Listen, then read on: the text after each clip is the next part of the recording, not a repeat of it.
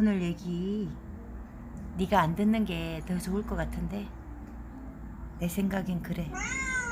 듣지 마.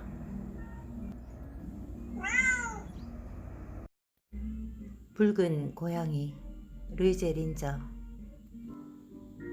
언제나 악마 같은 그 붉은 고양이 생각에서 좀처럼 벗어날 수 없었다. 내가 한 행동이 옳았는지는 지금도 알 수 없다.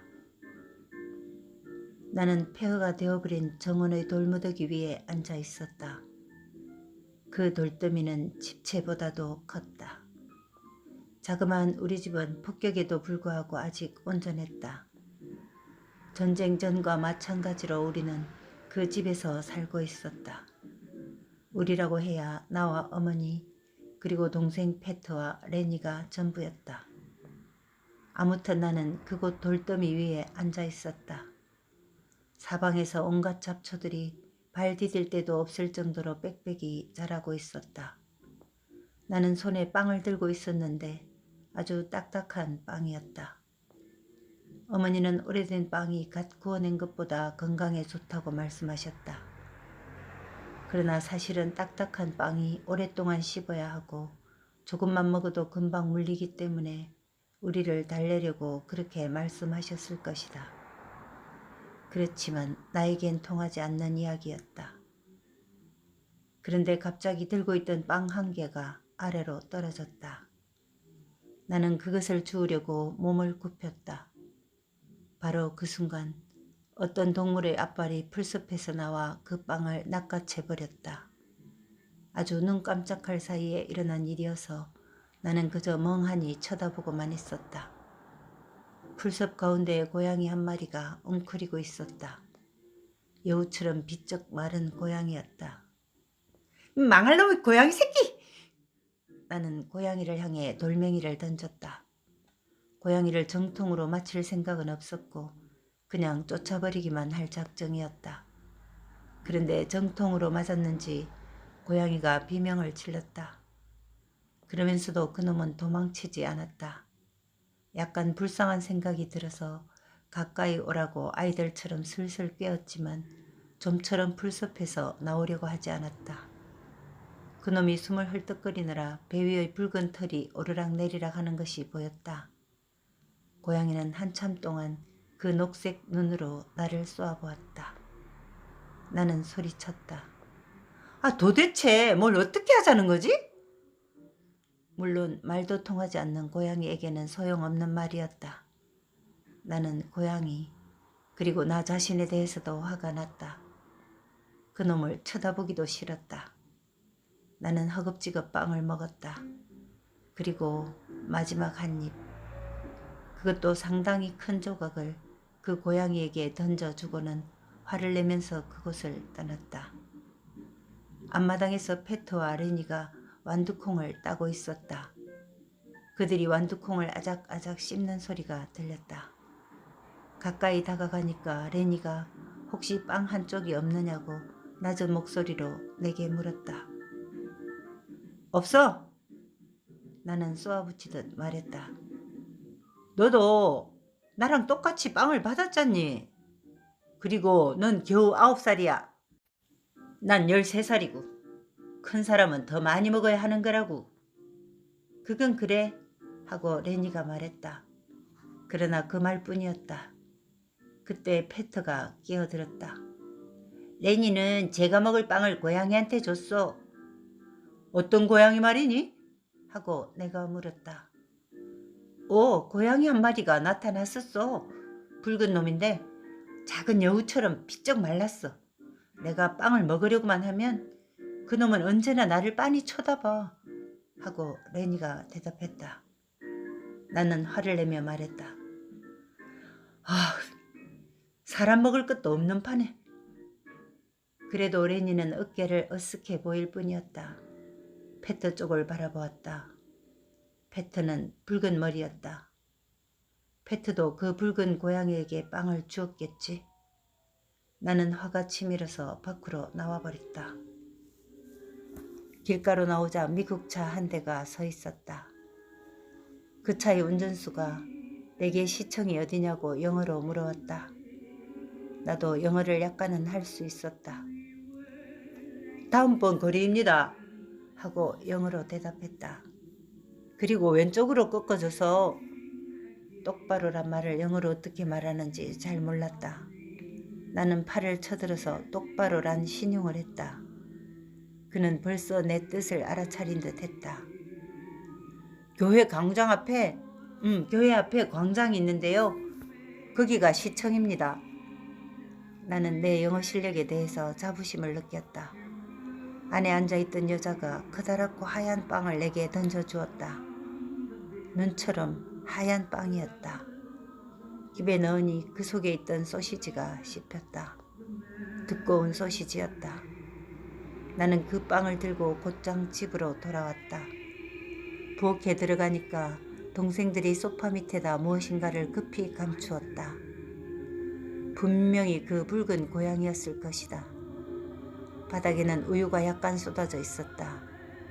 동생들이 무엇을 하고 있었는지 나는 단번에 알아차렸다.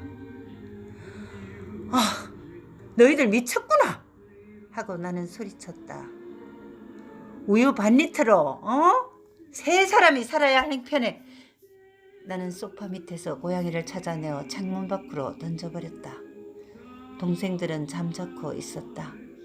빵을 4조각으로 나누어서 어머니 몫은 찬장에 감춰두었다. 어디서 났어? 라고 동생들은 불안한 시선으로 나를 바라보며 물었다. 나는 퉁명스럽게 대답하고 밖으로 나갔다. 길거리에 석탄이 떨어져 있는지 나가보려던 참이었다. 바로 그때 석탄을 실은 차가 지나갔다. 그 차는 가끔 석탄을 흘리곤 했다. 앞마당에 붉은 고양이가 앉아있다가 나를 올려다보았다. 저리 꺼져! 나는 발길질로 그 고양이를 차버렸다. 그래도 그 고양이는 꼼짝 않고 그 자리에 있었다. 조그만 입을 벌려서 야옹 했을 뿐이다. 다른 고양이와는 전혀 다른 소리였다. 내가 야옹이라고 표현하고는 있지만 그 소리를 정확하게 표현한 것은 아니다. 아무튼 그놈은 야릇한 소리로 울고 난 후에 녹색 눈으로 나를 쏘아보았다. 나는 화가 나서 고양이에게 그 흰 빵을 한 조각 떼어서 던져주었다. 물론 그렇게 한 것을 바로 후회하긴 했지만 내가 한 길로 나갔을 땐 벌써 아이들 2명이 석탄을 줍고 있었다. 나는 그들을 그냥 지나쳐버렸다. 그 애들의 양동이는 석탄으로 가득 차 있었다. 거기에다 나는 재빨리 침을 뱉고 지나갔다. 고양이만 아니었다면 석탄은 모두 내 차지였을 텐데. 그것으로 저녁 식사 준비도 할 수 있었을 텐데. 그 석탄들은 제법 쓸만한 땔감이었다. 그 대신 나는 조금 후에 감자를 가득 실은 마차와 마주쳤다. 내가 마차에 힘껏 부딪혔기 때문에 감자 몇 개가 굴러서 떨어졌다. 그리고도 몇 개가 더 굴러 떨어졌다. 그것들을 나는 모자와 주머니 속에 재빨리 감추었다. 몇몇 아이들도 감자를 각각 숨겼다. 마차꾼이 뒤를 돌아보자 나는 말했다. 감자가 떨어졌어요. 그리고 집으로 뛰어갔다. 어머니 혼자 계셨는데 붉은 고양이를 안고 계셨다. 제기를 하고 나는 투덜거렸다. 그 재수없는 놈이 또 왔어요? 그렇게 매정하게 말하지 말아라 하고 어머니가 나무랐다. 주인 없는 고양이란다.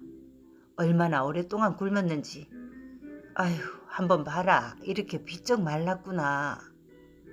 우리도 굶었어요. 내 빵을 조금 주었단다.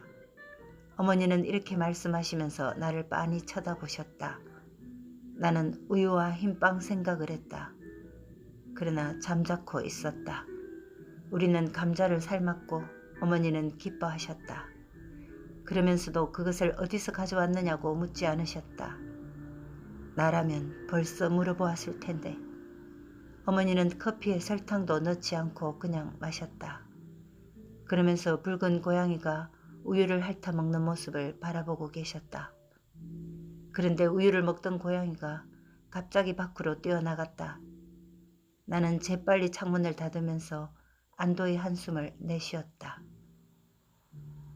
아침 6시부터 나는 야채 가게 앞에 줄을 서서 기다렸다가 8시쯤에야 집에 돌아왔다. 동생들은 이미 아침 식탁에 앉아 있었다.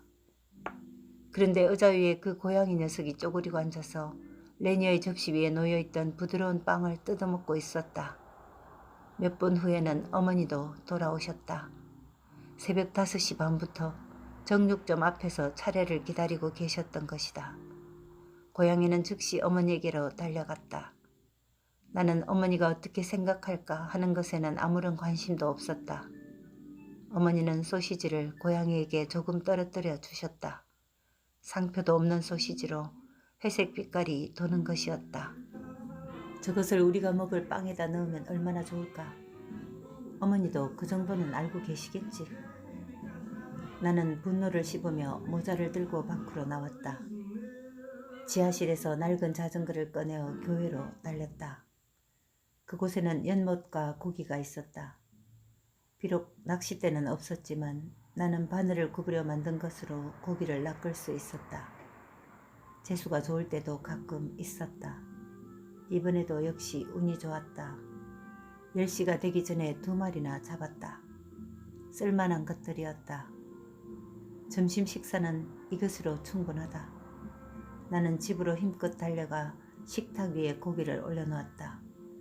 그리고 서둘러 지하실로 내려가 어머니께 말씀드렸다. 빨래하던 어머니가 금방 따라 올라오셨다.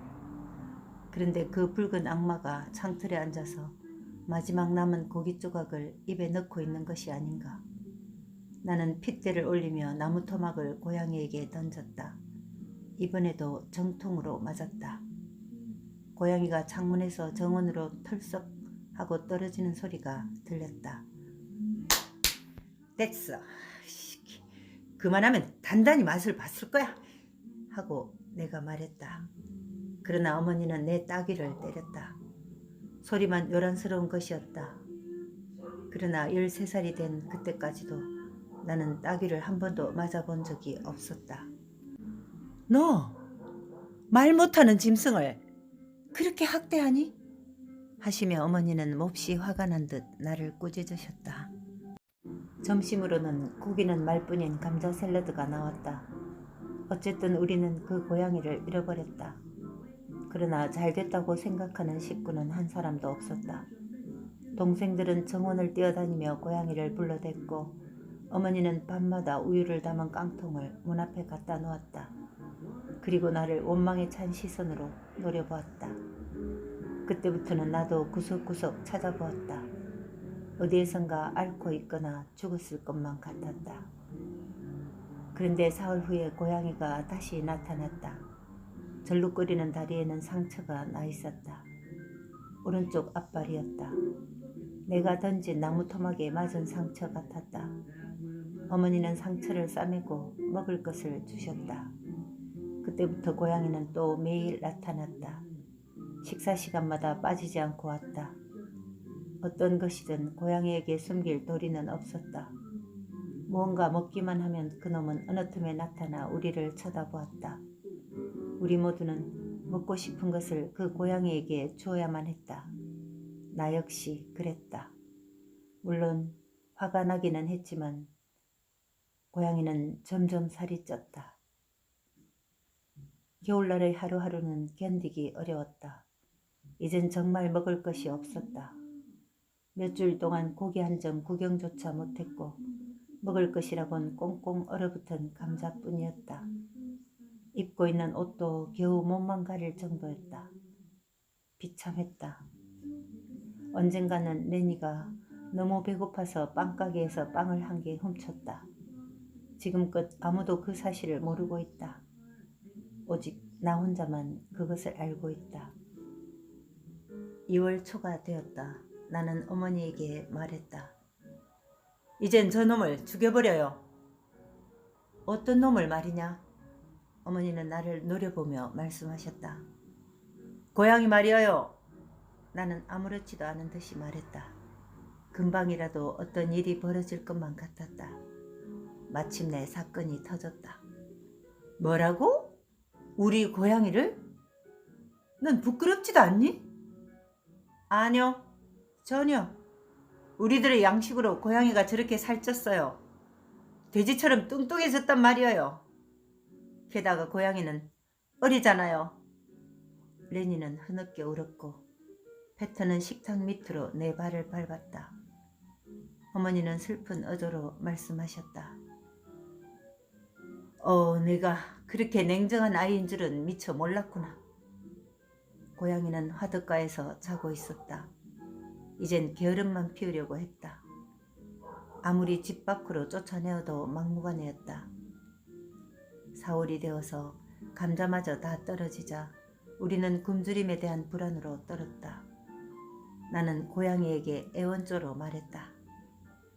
내 말 좀 들어봐. 우리 먹을 게 하나도 없어. 너도 알지? 그러고 나서는 고양이에게 빈 감자자루와 빈 깡통도 보여주면서 소리쳤다. 이제 내 눈앞에서 썩 꺼져!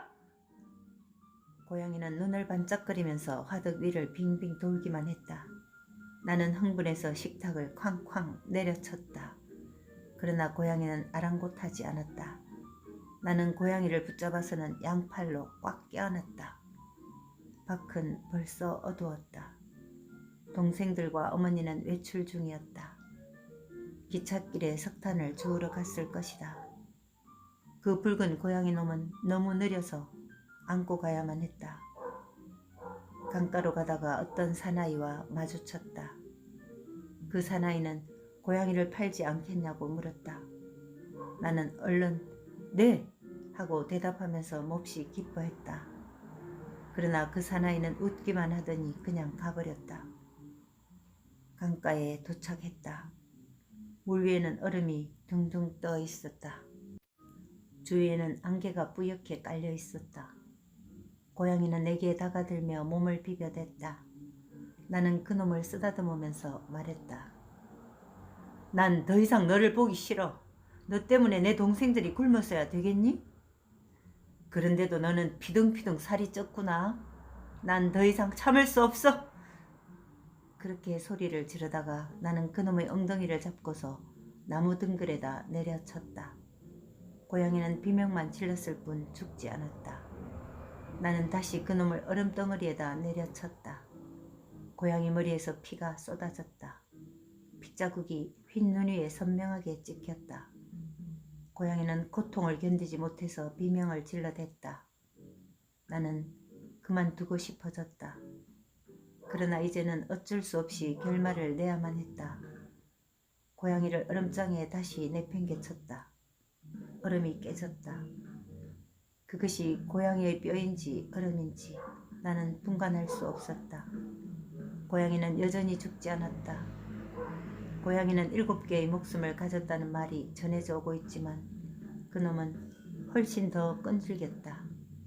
내려칠 때마다 그놈은 비명만 질러댔고 그때마다 나도 비명을 마구 질렀다. 추위 속에서도 온몸이 땀으로 흠뻑 젖었다. 마침내 고양이는 완전히 죽었다. 나는 그놈을 강물에 던져버리고는 눈으로 손을 씻었다. 다시 돌아보니 고양이는 물속으로 가라앉고 있었다. 그리고 안개 속으로 아주 사라져 버렸다. 내 몸도 온통 추위로 꽁꽁 얼어붙은 듯 했다. 그렇지만 금방 집으로 돌아갈 수는 없었다. 나는 거리를 헤매다가 저녁 늦게야 집으로 돌아갔다. 뭘 했니? 어머니가 물었다. 얘 얼굴이 헬쓱하구나. 옷옷에 웬 피가 그렇게 묻었니? 코피가 났어요. 어머니는 더 이상 나를 쳐다보지 않고 부엌으로 가셨다. 그리고 내게 박하차를 만들어 주셨다. 나는 갑자기 서글픈 마음이 들어서 밖으로 나왔다. 그리고 밤늦게야 침대로 가서 누웠다. 늦은 밤 어머니가 내게로 오시더니 나지막한 목소리로 말씀하셨다. 말 안 해도 내 마음 다 안다. 그러나 레니와 페터의 울음소리가 밤새도록 들려왔다. 지금도 나는 그 붉은 고양이를 죽여버린 것이 잘한 짓인지 아닌지를 알 수 없다. 도대체 그런 조그만 짐승이 먹으면 얼마나 먹었겠는가. 맛있어?